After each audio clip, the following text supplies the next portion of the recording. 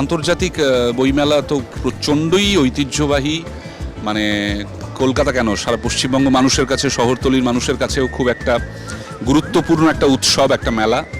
সেখানে আমার যে একটা বই বেরিয়েছে আজকে এবং সেখানে পাবলিকেশন থেকে বেরিয়েছে, তাতেও আমি খুব আনন্দিত, আহ্লাদিত। আর পরের বছর তো বিরাট ব্যাপার, কারণ পরের বছর 50 বছর। এটা আমার মত বলে যে সারা বিশ্বে অনেক মানুষই কলকাতা আন্তর্জাতিক বইমেলা সম্পর্কে জানেন এবং আরও বেশি প্রচার করে ছড়িয়ে দেওয়া উচিত যে কলকাতা আন্তর্জাতিক বইমেলা 50 বছরে পড়ছে।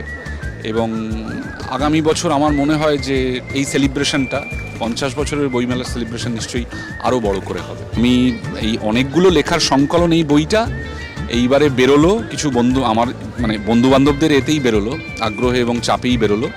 যদি কিছু মনে হয় লিখতে পারি এবং যদি মনে হয় যে সেগুলো ছাপার যোগ্য, মানুষের সামনে নিয়ে যাওয়ার যোগ্য, তাহলে দেখা যাবে সেটা পরের বার বইমেলাতে হবে না 2 বছর পর বা 3 বছর পর হবে, সেটা বলতে পারবো।